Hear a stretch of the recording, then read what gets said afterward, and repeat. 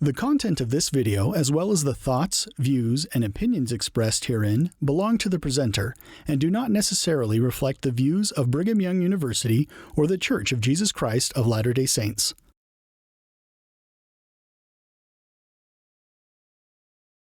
Now, chapter 26 is an enormously important chapter, and the first verse is very impressive. We mentioned it before.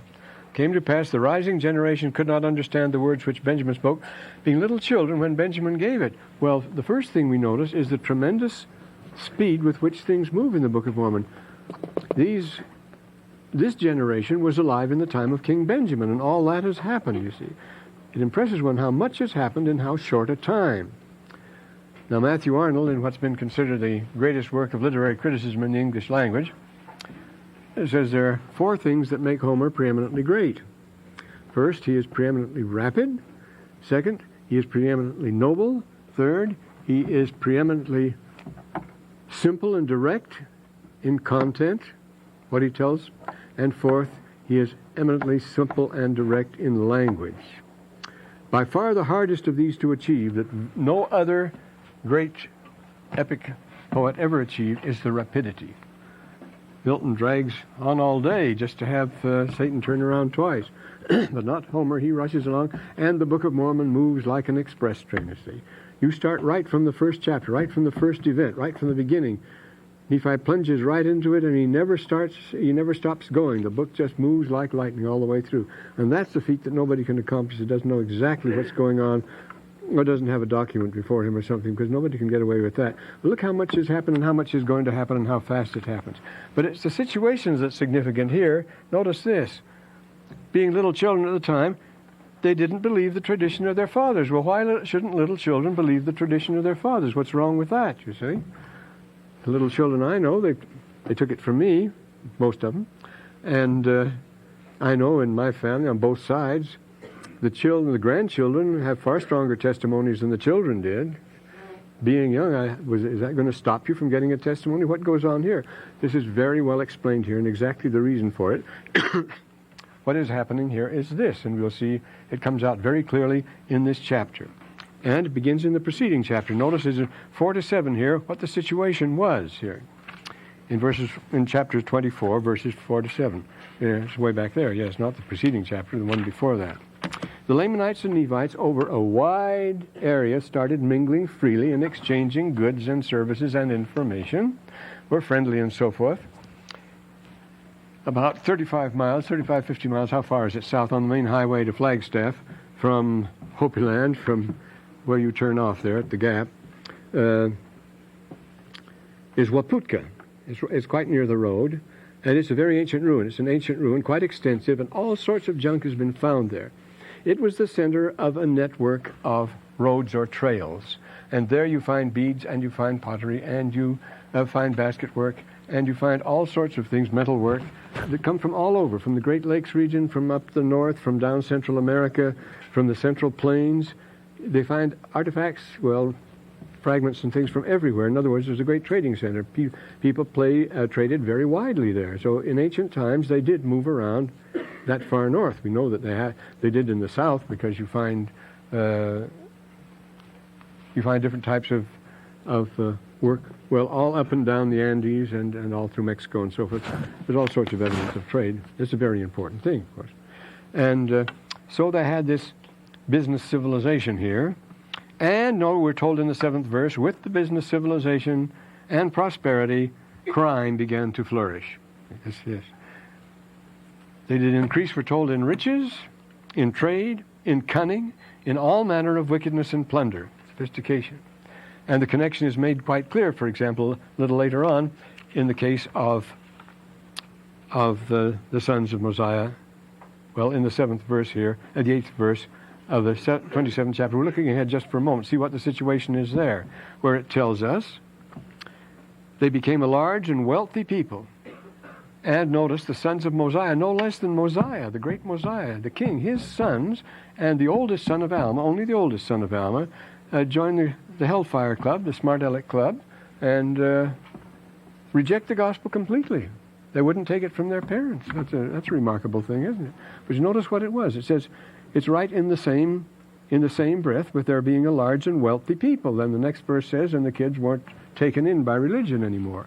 This sort of thing, you see, it becomes a corrupt society. It says, the sons of Mosiah were numbered among the unbelievers, and also one of the sons of Alma. He became a very wicked and idolatrous man. These kids were wicked, were rich, excuse me, rich, sophisticated, cynical. They spoiled a lot of things. For your special delectation, business is not the flower of civilization, but of barbarism. It's the way of the barbarians. It's born of the wandering tribes, the plundering tribes of the steppes. Now, our Viking ancestors from the north, one of their first settlements was Elphinstone on the north coast of Scotland. And my genealogy now turns up that there were three, at Elphinstone, it was a town that had a mine, and there were three Hugh Nibleys in succession were mayors of Elphinstone. I just discovered that a year ago or so, less than that. But all sorts of things happened. But they went around plundering and looting and taking everything they could. If you want to know what went on there, read the Orkney saga. That's a wonderful thing about what they did. But they plundered and they looted and they burned each other's houses down and so forth. But they always carried a set of scales with them for business, for weighing precious metals, jewels, and gold and things like that. They were traders every inch of the way, and trading and business and looting all went together. You grabbed what you could grab is the idea. And the chiefs of the tribes across the steppes, they lived by plunder and exchange. Well, the ring giver, that's what's good king. Remember how the Beowulf starts out and so forth. Everybody goes out and plunders, and the king has the richest plunder, and then he divides it among them, and there's a good deal of argument about who has the most honor and so forth. They get very clever in banking arrangements and in keeping their books. You owe me so much, I owe so much. It's kept in the barbaric societies, you see, your meed of honor depends on your share of the meat. It's a very interesting thing. The Egyptian word for it goes back there. And the Egyptian form, yuar, is a picture of a thigh of beef, a side of beef that a person gets as his particular lot. Well, anyway, these semi-nomads, they have to have their wealth portable. Of course, you're traveling around, and it was the weather, the bad times that force them to move. It gets everybody moving, and everybody's plundering everybody else. And that's what happened in Lehi's time. Remember, 600 BC, all the world starts moving. The whole ancient structure collapsed. That was last semester, but everybody started to go, and they started looking for homes and colonizing. But they have to have your wealth is portable and in concentrated form, you see, namely precious metals and jewels. They get great on collecting that. Well, that's the theme. The gold and the jewels is the theme of whether it's Raiders of the Lost Ark or whether it's the theme of any of our primetime TV, the detectives and the murder and so forth. Now drugs has a big place to play, but these valuable small mobile items are the soul of business, and they make for ferocious business customs and so forth. And they kept jealous accounts of what they gave, and how much is always counted. And, of course, they dress in gorgeous attire. We say barbaric dress, as far as that goes. And, again, this was a necessity. The women traveled, as you can see from the National Geographic and so forth. The women traveled, and among all this sort of people, including the Indians, with all their personal wealth hung around their necks, usually in gold coins with holes through them. You see all sorts. All the Asian, everywhere you go, you find this is characteristic, with all this splendor they carry around with them, and their whole personal wealth is strung about their person, so that it's mobile. They can always put their hands on it. But by contrast, you notice the inhabitants of the civilized cities, like the Ionian cities and the Egyptian cities, everybody was content with wearing a simple white or gray robe with a little tasteful decoration or a fringe, and that's all. They all wore basic white in Athens, as a matter of fact. And the only people who did well in Rome you could know exactly what a person's status was. If it was brown, if he was a servant, it was white. And if it was white with a toga picta on it, then he was a big wheel. Toga clavata, then he was a senator, and so forth. So we say a business civilization is not the fine flower of civilization, or is civilization a product of business? It's the other way around. It's essentially barbaric. And this is what happened to these people. This is what it's describing now. Now, leave us proceed happily here. We got down to the 5th verse. And now this is this is one of the most important chapters. Every chapter is the most important. But this tells us about the church, what the church is for, why we have to have a church.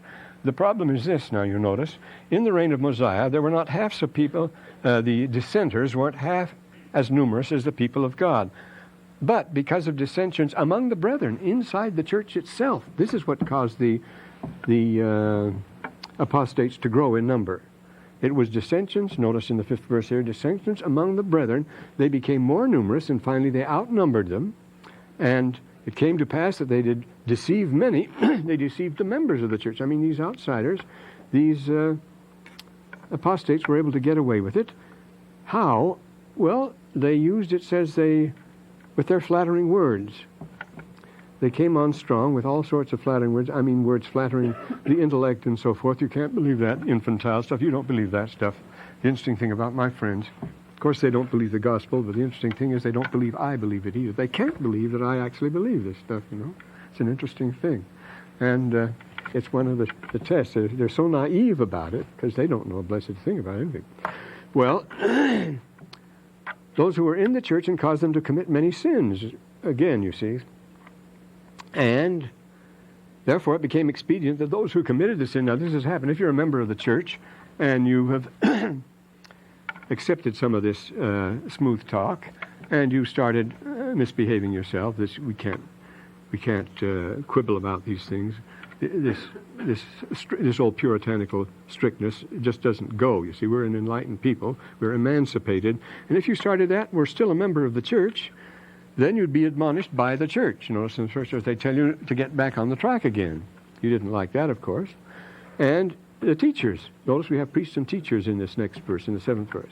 It was the teachers that would catch on to it first, of course. And the teachers reported them to the priests. I guess we'd call them home teachers in this case, wouldn't you? Notice it says they were delivered up to the priests by the teachers. And the priest brought them before Alma, who was the high priest. What could the priest do? The teacher wouldn't have anything to do with it. This is a hot potato. Nobody will take it, you notice. And then it is handed to the priests, and they go up to Alma, the high priest. Will take it to the general authority. He should know. But Alma didn't know. This is another surprise. And I thought, Alma wasn't aware of what had been going on at all. Now, that's a surprising thing. Why not? Shouldn't he have known that and so forth? You'd be surprised, but you can't run up to the general authorities with everything that goes on and so forth. And they miss a lot as far as that goes. Alma did know concerning. There were many witnesses against them. When I first came to Provo, you could go in to see when I first came here, you could go to see any general authority any time. At the top of the stairs on the 2nd floor of the church office building down there was Joseph Fielding Smith's office. He sat at the desk there. The door was a wide door, and it was always wide open, and anyone could go in and walk and see him at any time. Now, of course, you have all this security and so forth. What a commentary on the world we live in. We have to put security. We didn't have any security then. You could go and see any of the brethren any time. It was a marvelous thing. There wasn't even that man downstairs at the desk to ask you who you were and take your name and all that sort of thing. It's just we're living in an armed camp now. It's ridiculous, but that's Zion today. Of course, it's the whole world. It's what it represents. But Alma didn't know about what was going on. Was he ever naive? But there were many witnesses against them. See, they kept saying, well, he was apparently reluctant to believe it. They had to pour on the witnesses. He says, Alma didn't know concerning them, but there were many witnesses against them.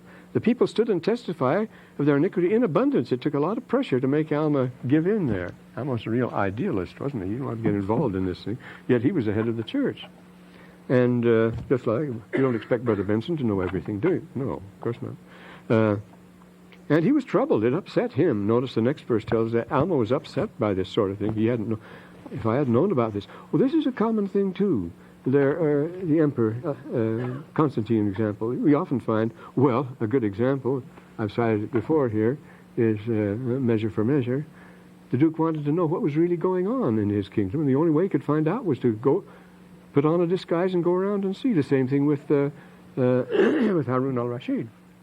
He had his faithful servant, Ja'far, who was a gigantic black man, and to find out what was going on in the kingdom, he would disguise himself, and they'd go out by night and circulate and visit all the gambling halls and so forth and so on. They did it for fun as much as anything because Harun al-Rashid was very much bored by what was going on. But the king has to disguise himself and go around if he wants to know what goes on, you see. King Lear, the same thing. Remember, when he's no longer king, when he's kicked out, he's he hears about. Then he goes out and mingles with some of the people in the cold winter time. Poor Tom's a cold and so forth. And he said, if I had known what had been going on all this time. But he was the king. It never got to him, you see. And so it pays for kings to be demoted and look around a while, and this is what happens. And, incidentally, I imagine that's why the British monarchy has remained so popular, because they do get down the circular. Prince Charles today is very much interested in social affairs and everything else, and Edward VIII. What made the trouble was Edward VIII got too sympathetic. He was Prince of Wales, and he got too sympathetic with the Welsh coal miners. He found out what their troubles were, started feeling with them, and certain industrial interests didn't like that sort of thing, and there was a lot of trouble. Well, anyway, Alma didn't know, so you'll have to excuse him for not knowing, and it took some pressure to convince him, but when he was convinced, he was upset. He was troubled in his spirit, and he says, well, I have to take this to the king. He's passing the buck too, see? So he said to the king, well, there are many whom I've brought before thee who are accused of their brethren. I have to take that, of divers iniquities. Now, what can the church punish them for? And how can the church punish them? That's what this chapter is going to tell us. He doesn't know what to do about it, and neither does the king. Because they're civil offenses. Now, here he says, I have brought them before thee that thou mayest judge them according to their crimes. See, to their civil offenses. If they commit a crime, the church doesn't punish them. The king punishes, and the government punishes them. If they haven't committed a crime, what can the church do about it? They're not criminals. So we're going to decide that, you see. And what does the king do? The king passes it on too. It's a hot potato for him, just as well. Notice, but the king said unto Mosiah, behold, I judge them not, therefore I deliver them right back to you, into thy hands to be judged. So the king passes them right back to Alma again. See, the question is, what action should I take? The answer, it is through the church that God intends to deal with man. The human race is admittedly lost and bemused, and this is the closest exposition you'll get of the purpose of the church. Why do we have to have a church? Why do you have to have a ship? Why do you have to have a house? Well, we have no choice but to live together. That's the reason. You see, if we were living alone, we wouldn't need one. But since we all have to live together, even Cain had an entourage wherever he went, and so we're living in a community with each other, and we'll see what comes of that. And Alma is not the typical boss, you notice. He's not the manager that knows exactly what to do and does the wrong thing. The spirit of Alma was troubled. He's worried. He was afraid that he might do the wrong thing. A very humble man. He poured out his voice to God.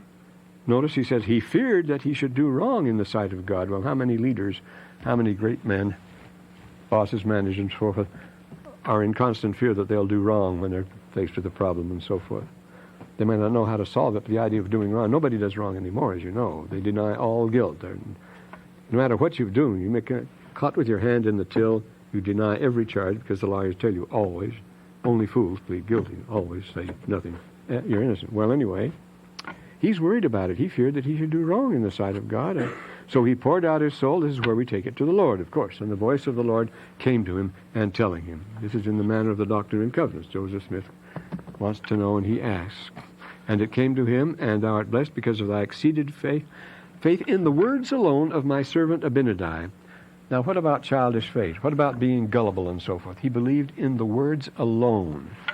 He saw no evidence, no proof or anything like that. And it wasn't the word of God, it was the words of Abinadi alone that he believed in. What's going on here? Why is there merit in this? Stendhal, the great Christopher Stendhal, when he was here, he's now Bishop of Lund, the chief of the Swedish church, you know.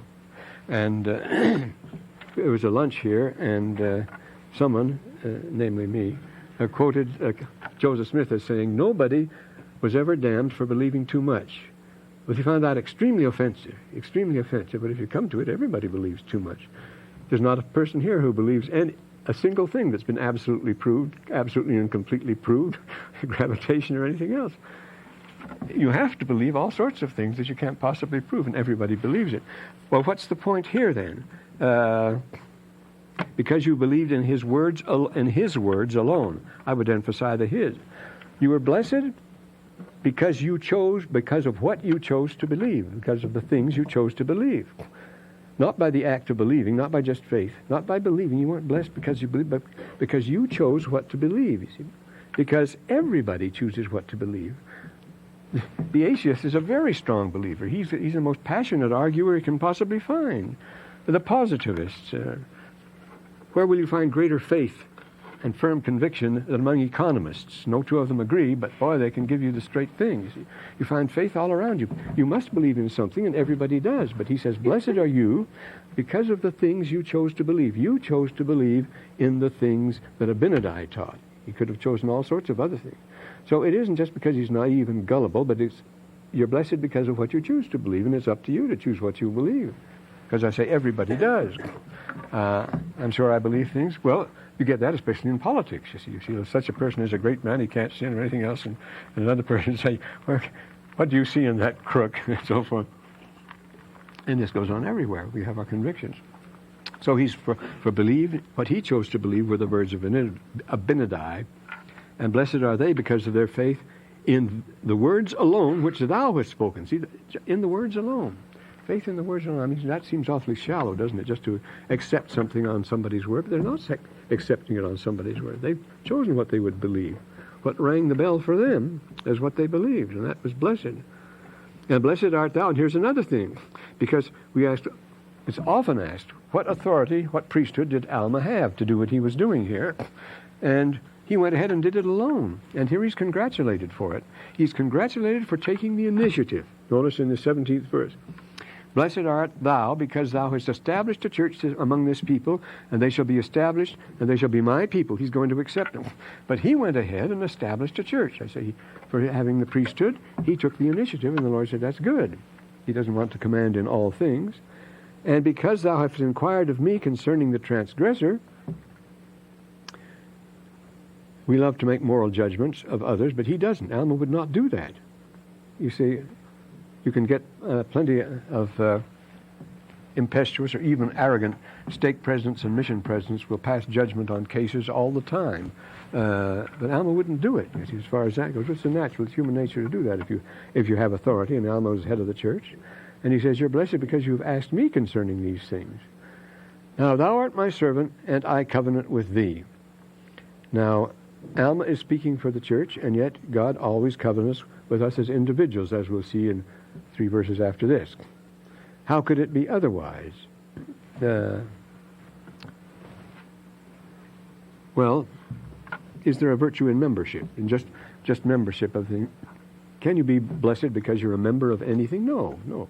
It's with yourself that the Lord deals, with you alone.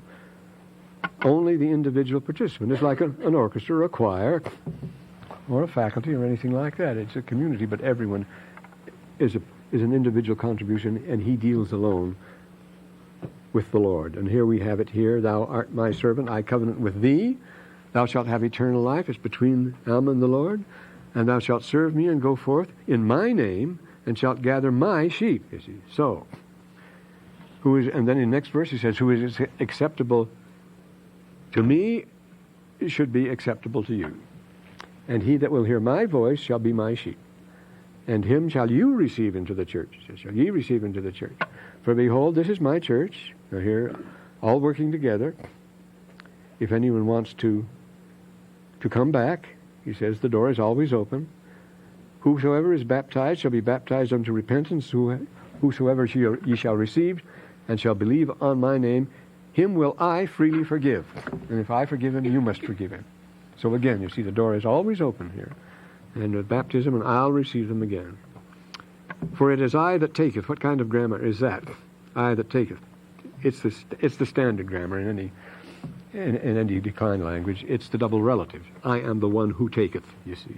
I am he that taketh. It is I that taketh. It is I.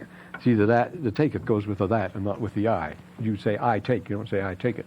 But you say I am the one that taketh. And it's the that takes the taketh. And that's a good one for somebody that lisps, isn't it? Well, we're lisping already when you say that. And I will take upon me the sins of the world, for it is I that hath created him. See, I am the one that hath created him. And it is I that hath granted unto him that believeth unto me, unto the end, a place in my kingdom. Notice what he says, in the singular. I grant unto him that believeth unto me. He's not talking about the church as a whole here. To the individual. He says, Alma, the deal is between you and me, and I'll grant into anyone that believe unto to the end a place at my right hand. Here's a personal relationship. I'll grant to that individual who believes on me. Here's your atonement, you see, which is the place at the right hand. That's the yeshiva. That means sitting down with God. Yeshiva, that's the word that's translated as atonement in the Old Testament. Yeshiva, when you go in and sit down with God, that's yeshiva. That's an atonement. When you become at one, individual again. Well, and behold, in my name are they called. If they know me, they shall come forth and have a place eternally. It's 100% up to the Lord himself. It's, I will make the decision. I will decide who is righteous and who isn't, as he says in Isaiah. Don't tell me who are my sheep and who not. Don't tell me who are the people of God, who are the good people and the bad people. He says, that's for me to decide. That's not for you to decide. Because it's the easiest thing in the world to say, are you on the Lord's side? We are God's people, and so forth. This is the Lord's university. That used to make Harvey Taylor furious when he first came here, calling this the Lord's university. He thought that was a gross insult to the Lord. Not because of the quality of this or any other university, but we had no right to say it. Let the Lord say that if that's so. Don't pin that label on ourselves. We don't have the right to put medals on ourselves that way.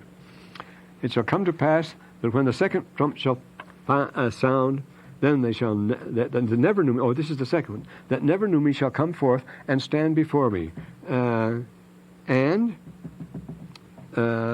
Again, if they absolutely refuse, I will deal with them personally again. But you notice the second trump and the second resurrection.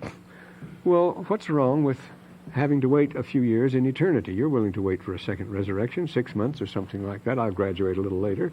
What's the difference? It's all the difference in the world. The second resurrection is a different type of experience. It's a different type of resurrection. Well, you'll be resurrected, of course, but it's a different environment, a different setting. You're a different type of person from those that came out in the first resurrection. It's not a matter of timing at all. It's a matter of quality what's going on here. And so he says, the second trump, that's fine. They that never knew me before shall come forth and stand before me. And they that know that I am the Lord their God, and that I am their Redeemer, but they would not be redeemed. Remember we meant that before? I was nice to them, I was nice to you, but you would not. I warned you, but you would not. I commanded you, but you would not. The same thing, but would not be redeemed. Well, nothing we can do. He's not going to infringe their agency.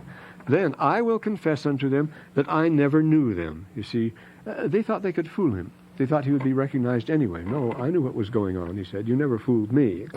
Then that's why he says, I will confess to them that I never knew them, because they were never behaving. They tried to pull a fast one. Remember, God will beat us with a few stripes, and then everything will be all right. He won't notice what's going on here. Prepare to the everlasting fire prepared for the devil and his angels. This is explained later in the Book of Mormon. So, now here's the answer to the question, you see. The teacher is asked a question, what do we do with these guys? The priest asked the question, then they asked it to Alma. Alma asked it to the king.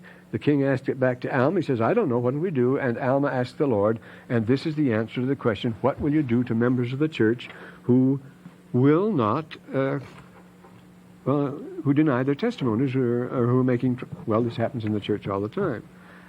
If people who don't want to belong but want to stay in, I know lots of people that are that way because they lose their audience. They have no prestige, and nobody will listen to them once they're out of the church, once they're disconnected. So they always want to be connected with the church so they can get an audience. I know people up at the U of U, philosophers and so forth. If they weren't panning the church, they never could get anybody out at all. All you have to do is start jumping on the church, and then you can get somebody interested, somebody that'll listen to you. So they always bring that up. They always keep the church in the picture. And this is so, people that write books against it and so forth, they always want to keep their membership. As a matter of fact, Fawn Brody, for example, you can't find anything more hostile than that. But it's a very interesting thing. You know Fawn Brody? Let's show a show of hands. Who knows Brody's work? No man knows my history. Well, that's right. She wrote the book that became the standard work again on Mormonism. Of course, it's a fraud. But the interesting thing is she wrote this withering book, and when Russell Rich was back east, she was very sick. And her husband called, phoned them to come, it was in New England Mission, and minister to her. And it was a terrible night, and they had to drive 80 miles in this awful storm. They said, well, she doesn't believe it. Well, she says, don't ask that, just come. He was Jewish, you know. Just come. So they went out and ministered to her. And, first of all, they went in and said, but you don't believe in this sort of thing. Why did you call us? But she said, but I do believe in it. I do believe in it. She was very sick. So they administered to it, and it brought her around. And the next time they visited her, she came up to them with a cigarette, gay, and wasn't I silly the other night, she says, this sort of thing. So this is the thing you deal with. And they will not, so what do you do with people like that? They're still members, but they're not cooperating, and this is the answer. Therefore I say unto you, if they will not hear my voice, the same will not be received into my church. The only thing you can do is excommunicate them. There's nothing else. No punishment, no penalty, no sentence or anything else, just excommunication. That's what they want after all, they're after. And then, but if a person has committed a sin, if he confesses his sins and repenteth in sincerity, 29th verse, of his heart, him shall ye forgive, for I will forgive him also. And as often as my people repent, I will forgive them that trespass against me. This is the good news of the gospel, because it is the gospel of repentance, you see. We're repenting perpetually here. If you're not repenting, you're not improving. And you shall also forgive one another your trespasses, because I forgive you too. And you must take his word for it, you see. The Lord says, you don't want to forgive each other? That's not for you. For verily I say unto you, he that forgiveth not his neighbour's trespasses, when he says that he repents, the same hath brought himself under condemnation. Though he says he's repented, but he hasn't really repented, so you don't forgive him? No, that's not for you to judge, he says. He's condemned himself then. You know the guy's a hypocrite. You know he's made trouble for a long time. So he says, I'm repenting all right, and so forth, because he wants to get back into the church and have some influence. And you forgive him his trespasses. The Lord says forgive him. And if, when he says he repents, the same hath brought himself under condemnation. See, he's condemned himself then. If he said he repents and hadn't, you must take his word for it. Because I say you must accept him. And then if he hasn't, if he's been lying, he takes the consequences. He's brought himself under condemnation. Now I say unto you, go, and whatsoever will not repent of his sins shall not be numbered among my people. He'll be struck off the records. And it came to pass that Alma wrote them down, made the records, and he kept them, like the Doctrine and Covenants, like the IQS here. And you notice the interesting thing, that he might judge the people of that church, because remember, he established his churches far and wide. He couldn't be in all of them and visit them. So there are various churches. That's why he established the preachers and so forth. And he wrote down for his particular branch, for the church he lived in, he wrote down the record for them. He wrote these words down that he might judge the people of that church according to the commandments. So there are many communities of like-minded people, many churches here. Well, Alma wrote them down that he might have them, and that he might judge the people of that church. And it came to pass that Alma went and judged those that had been taken in iniquity. It had to be their acts and so forth. The church is not a corporation that answers for my beliefs. That's what St. Augustine taught, you see. He says, whatever the most people believe, we can believe, and believe it without any doubt at all, if the most people believe it. He says, I know that I'm a Christian, inter quos et me, he says, because I'm received by them. Any community that receives me, then I'm sanctified. I receive my testimony because I identify themselves with the church. Of course, this is the doctrine of the Catholic Church. The church as an institution is its own proof, its own evidence of divinity. The other, the theological and so forth, is actually secondary. You come on to that quite a bit. But I'm a member of the church because I believe, but I don't believe because I'm a member of the church. It's another way around, you see. And in Catholic countries, it's very common. People believe what they can because of the church.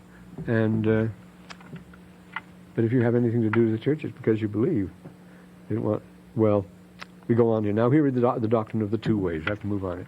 Alma did regulate the affairs of the church, and they had peace and prosperity, and the church they walked circumspectly.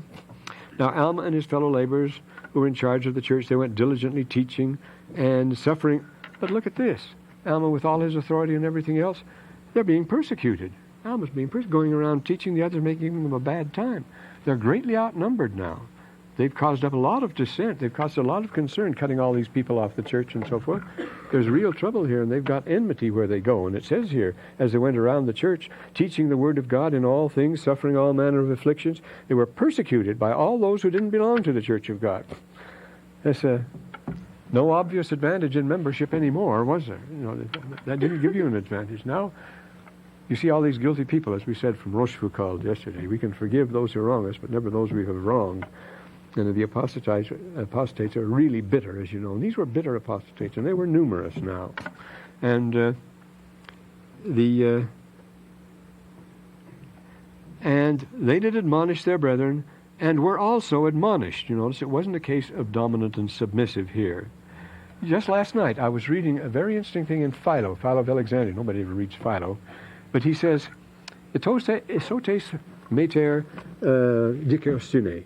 Equality is the mother of righteousness. Very interesting thing, because it's inequality that starts men fighting among themselves and abusing themselves and being ambitious and climbers and competitive and making dirty stories about each other and so forth. I mean, mean things about each other and the like. My youngest son, to his great surprise, ends up managing a large hotel in Guam and some other things with it. He says, 95% of the problem of management is these troubles that people make for each other. There's all this sniping that's going on, all this ambition and so on.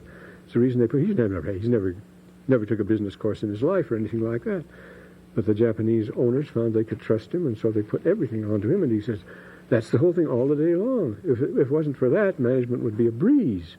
But it's all the personalities, all this bitterness that goes on. It says here, they were admonished, they admonished their brethren, and were also admonished by them. So it's this equality. There's not somebody laying down the law to you and you laying down the law to somebody below you, or you lick his boots and somebody else does yours. Not that at all. There was this equality, and we're going to have a lot. That word equality occurs a great many times in the Book of Mormon. But I like that from Philo, where he says, Esotes, that means equality is the mother, the mater of dikaiosune, of righteousness. Or the sins which he had committed, being commanded of God to pray without ceasing and give thanks in all things. So this is the way you hold on. This is the way they keep going, is to pray to God without ceasing. How do you do it? Without giving, incidentally, again, praying to God without ceasing. Is this what the Arabs call the fatra? The fatra is when you never stop mentioning the name God, no matter whatever you do all day long. Well, that's when you're sawing, when you're walking, when you do any repetitive action, whatever, you just keep saying Allah, Allah, Allah, Allah, Allah. Well, what do you mean praying without ceasing? Well, it's simply you continue the practice of prayer. It's like saying they went on having breakfast every morning without ceasing. That means they didn't eat breakfast all day and all night, but they did it without ceasing. Or he brushed his teeth. He constantly brushed his teeth. Again, it doesn't mean 24 hours a day. The interesting thing is, of course, in a Semitic language, in Arabic, the only way you can say continually or continue or go on doing a thing is lazala or mazala. He did not cease. He did not cease. Mazala yaktabu. He did not cease writing. That means he wrote from time to time. He wrote regularly. Or ta'alma. He would say lazala, mazala, ta'alma. He didn't cease studying. Or yatagalam, yat'alam. That's the active form. Or he didn't cease educating himself and so forth. So we have these practices. We continue out. You see, he continued to take his medicine, one pill a day, one aspirin a day. But he continues, and it doesn't mean constantly. So they continued in prayer without ceasing. That doesn't mean that they had a monastic fanaticism here or anything like that. Well, now the next chapter. Now, the persecutions get pretty bad now. This gets very important, this next chapter. The persecutions here. And here we recognize the source of pride and haughtiness, which were inflicted on the church by the unbelievers, became so great that the church began to murmur. They didn't like it. And they complained to their leaders, this is going too far. And Alma said, lay the case before King Mosiah again. And Mosiah consulted with the priests. So they're having another conference on these things. This is the clue to the apostasy, for example, the Donatists and the right. How do you handle them? The Grosskirche, well, of course, the usual thing was persecution, just wipe them out. St. Augustine recommended. See, the Donatists were making trouble. They had a different doctrine. They believed they weren't living the pure life of the early church, and the Donatists were strict old-fashioned Christians. So St. Augustine recommended solving the Donatistic problem by killing them all. So 400,000 Donatists were slaughtered in North Africa because they practiced Christianity in too strict a manner. Some business. Yes, Brother Taylor? What exactly did... I know somebody's name now, Brother Taylor. Yeah. What exactly did Mosiah's priests do?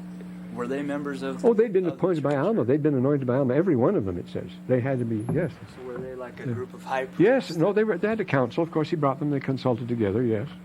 Remember, each one was appointed, they were appointed to, there could have been more than one, to lead the churches and so forth, and they come together here, they have a conference. So Alma was one of them. He was the high priest. He was one to begin with, priest of Noah, but it wasn't Noah that made him that. And the king sent a proclamation, A, no unbeliever should persecute any member of the church. B, no member of the church should persecute anybody. And here we are. There should be no persecution among them, that there should be an equality among all men. There's your theme of equality there. If we're going to have righteousness and judgment, there should be an equality among all men, a very hard thing to achieve. That they should let no... Are you going to achieve this just by making rules? No, and it doesn't work, of course, as we'll see, but this is the best you can do. That they should let no pride nor haughtiness disturb their peace. Oh, first of all, in verse 3 here, the second point was, throughout all the churches, there should be no persecution among them. Yeah, there should be equality, and then the second is equality. They should let no pride or haughtiness disturb their peace, that every man should esteem his neighbor as himself, laboring with their own hands for their support. Now this shows where the inequality comes from. So it's an economic thing again, you see, laboring for their own hands. And that means that we do not have a professional priesthood. We're told that the priests, back a little ways, we're told that the priests also labored for their support. This recognizes the source of this pride and haughtiness, you see. Because remember, the people of the church were following the old order of Alma. Remember when Alma went out and followed and established his model church in the wilderness, where they were all humble and equal and so forth, just like the Qumran community. We saw that. They were driven out. They came to Zarahemla, but when he established the church there at the request of the king, it was on that order, with that same humility, with this rule that everybody should labor with his own hands, including the church, the officers and everything else. And this is what they found offensive. And this is what led them to persecuting and so forth. This is what led to the pride and haughtiness of those who were more successful, because the others weren't striving for success. And the priests, notice the 5th verse, the priests and teachers would labor with their own hands for their support. Well, that they didn't like at all, you see. That's much too austere, much too old-fashioned, this equality. There are a rich Hopi would be something to laugh at. There is no such thing. Hopi can't possibly get rich. If one has corn, we all have corn, and that's it, he says. And no professional clergy either, see. And what did they abound in? They abound in the grace of God. We're promised that if we do that sort of thing, but not willing to trust it, as Brigham Young says. People that say, I trust the Lord, but I feel better with money in the bank. Well, that may be true, but that's not the way the Lord wants it. There began to be much peace in the land among them. And the Lord did visit them and prosper them, and they became a large and wealthy people. There is the paradox again, that these people that don't set their hearts on wealth, that don't strive for it at all, they become the large and wealthy people. And again, Brigham said, I could easily make this the richest people in the world, but I'm afraid it would destroy them. As a people, large and wealthy people, but it doesn't say they have large, great fortunes among them. Did you realize in 1987, we doubled the amount of billionaires in this country from 29 to 49. 49 billionaires? $1 million 1,000 times? You must have worked all day long for that. Must have worked overtime to have $1 billion, $1,000 million. Can imagine that. You see, how could you earn $10,000 a minute during the working day? Must be awfully hard working. Making shoes, etc. Repairing them. Well, a large and wealthy people. Now the sons of Mosiah. Now here you are. This is what the situation was. You notice, the sons of Mosiah were numbered among the unbelievers. Well, they were in the large and wealthy one. Their fathers were the leaders of the church in the kingdom, and they shared the wealth. Of course they did. And he was called Alma, named after his father, and one of the sons, and the sons of Mosiah, of all things, and Alma. Nevertheless, they became very wicked and idolatrous man. He was a man of many words, very clever, very flattering, great talker and so forth, very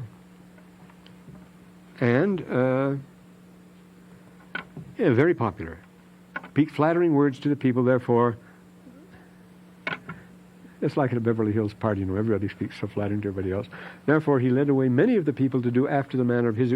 He was the glass of faction. He was the Alcibiades. He was the Beau Brummel. Everybody imitated Alma, apparently. This is the sort of thing that happens, the height of fashion. And this became a great hindrance to the prosperity of the church, stealing away the hearts of the people, causing much dissension among the people. Now, this is the public.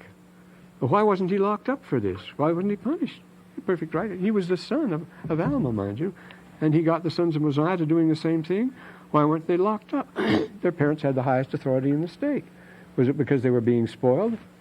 They must have been spoiled in the first place. Alma neglected some things because he didn't know about the troubles in the church and so forth. And it came to pass, well, but they went around secretly too, making it even worse. He did go about secretly with the sons of Mosiah, seeking to destroy the church. What a strange, why would he do that, you see? To lead astray the people, well, just ask hundreds of apostates. I know plenty of them. Contrary to the commandments of God or even of the king. Here they're going together, this group, you know, like a gang of young men. The Egyptians call it a jamal, a gang of young men. There's lots of trouble like this in Egypt on the village and town level, and the wisdom literature is full of it. These gangs of young fellows that go around disturbing things and having their fun. It's because they're full of spirits and so forth. But you have them, well, you know, two families, both alike of dignity in Verona, the Capulets, and those are just kids, the Capulets and the Montagues, having their public brawls in the street and having their parties and their wild goings on and raiding each other and so forth. And I say, then Alcibiades and the Hellfire Club that caused an awful lot of trouble in Athens. He was the flaming youth of the time. And these people, there's another familiar social phenomenon, in other words. It got so bad, right at the beginning of the Roman Empire, at the end of the Republic, it got so bad that Augustus, the first emperor, established the Juventus. The Juventus were youth clubs all over the empire, all over the Mediterranean was the Juventus, and you were required to join one. And they were activities of athletic, educational, and so forth. And Juventus, they made a big thing of the cult of the membership and the rings and the tokens and so forth to interest the youth. And some of them went pretty wild. And then later, there were those in, for example, and you wore your badge and your signs and this thing. The wild haircuts they had in Crete, it was that the sign of this particular society that spread all over the land was to go stark naked. That was not a very good defense, but they were showing how smart-aleck they were. See, they defied all conventions and everything else. This is a familiar phenomenon in the ancient world, the Juventus. And as I said unto you, they were going about rebelling. And an angel stopped. The only thing that would stop him would be an angel. His father wouldn't do any good. I mean, they could appeal. I mean, you appeal to such people again and again. It's not going to help. He appeared to them, as it were, in a cloud. Now, this is an interesting thing. We mentioned before that what makes a miracle is timing. The damming up of the Jordan was a seasonal affair. The drying up of the Red Sea, where the bitter lakes come when the wind blows and so forth, that had happened before. The bubbling up of the waters where the crippled man was going to be healed and so forth. These things do happen, but they happen just at the right time. Well, the quails at Sugar Creek, when the pioneers crossed, they were going to starve to death, and all of a sudden came this tremendous growth of quails, and they were perfectly tame, and that saved their lives. The quails do that from time to time, or the grasshoppers and the seagulls. That was a rare event, but it does happen in the course of nature. But it's the timing of it that makes it a miracle. The timing happens just when you want it to happen. Well, healing, for example. People get well, people get over various things, cancer and so forth. But when it correlates very closely with an administration, that makes it a miracle. And the same thing here. It was an earthquake. It was earthquake country. The earthquake, and there was a lot of dust in the air. There was a cloud and a voice of thunder. You heard a tremendous roar and an earthquake. And you notice they didn't understand. They couldn't understand. They all fell down. It seems to be one of those periodic earthquakes. They all fell down to the earth and understood not the word which he spake to them. But these are correlated, you see. These are correlated from the other side. When the Lord can see or somebody else can see a comet on a collision course with something, you can predict it, you can prophesy it, you know when it's going to happen, you see it happening already. It's happened as far as you're concerned. It's absolutely certain. So the miracle and the miraculous, the element of time, is a very important thing there, isn't it? And here it just happens that, and they fell to the earth and understood not the words he spake. But Alma understood. He passed out, and the angel gave him a good dressing down and talking to. Why do you persecute the church of God? This is my church I will establish, and nothing shall overthrow it, period. No, nothing shall overthrow it, save the transgression of my people. And you are transgressing, Buster, he says to him. You are transgressing. But notice, it is not absolute promise that it's my church. Therefore, since it's my church, nothing shall overthrow it. It doesn't say that at all. It says nothing shall overthrow it, save the transgression of my people. That can overthrow it. And we forget that. We say we have the guarantee and so forth and so on. Here's a long sermon without scriptures. It says, Alma has prayed with much faith concerning, see, Alma was terribly worried about his son. He couldn't appeal to him directly. It didn't do any good, so all he could do was pray to the Lord, just as he prayed about the wayward members of the church. And he's prayed, and his answer, that the prayers of his servants might be answered according to their faith. Now, behold, can ye dispute the power of God? Doth not my voice shake the earth? Can you not also behold me before you? I am sent from God. Now, he says.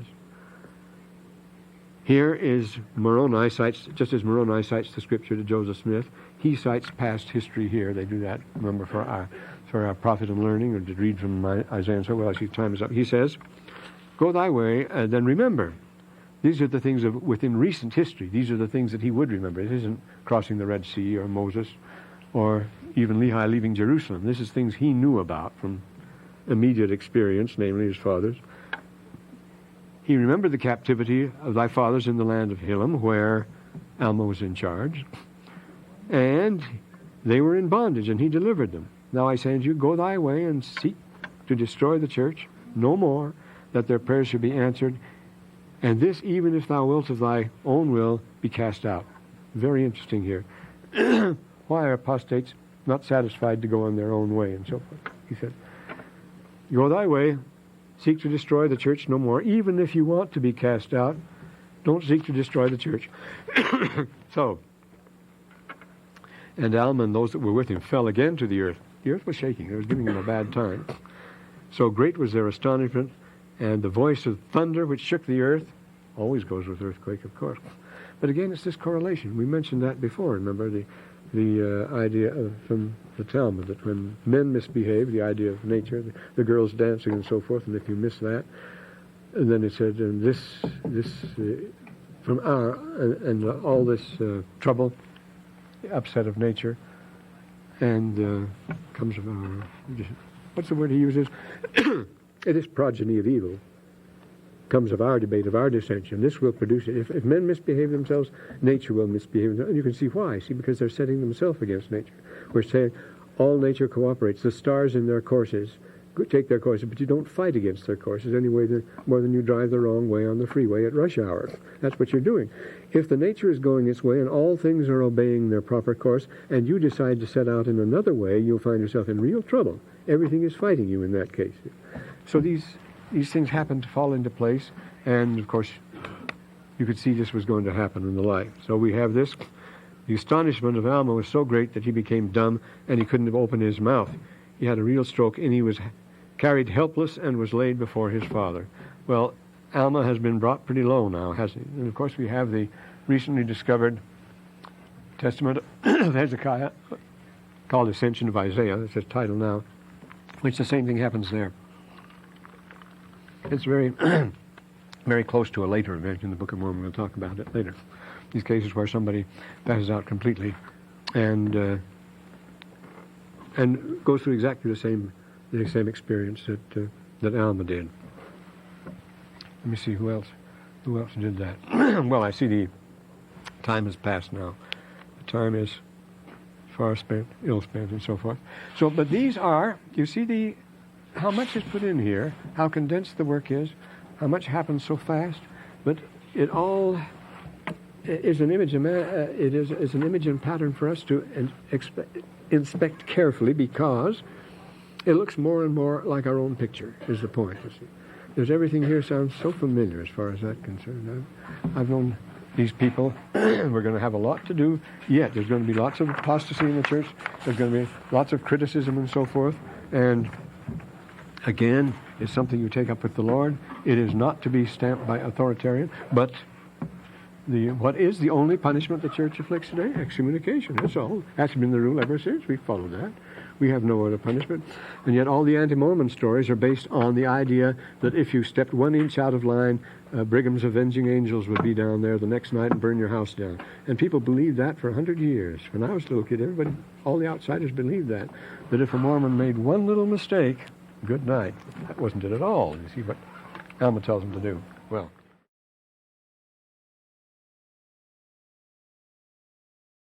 I can't find my briefcase. I've misplaced the roll. I guess we'll have to disband the class permanently. Are you going to talk about What happened to Alma when he passed out and underwent? That is the most important part of the book. That's the 32nd chapter. That is the high point of the Book of Mormon. We'll talk about it when we get to it. Yes, we certainly will. And then it happened to King Limhi and Oh, those later on. that's the one I was talking about the ascension of Isaiah. Same thing happens in the ascension of Isaiah. The king passes out for 3 days. He lies on the bed. Well, this is in the Isaiah story that was discovered about 1920. Yeah. I wondered what that was. Yeah, we'll get to it. Okay.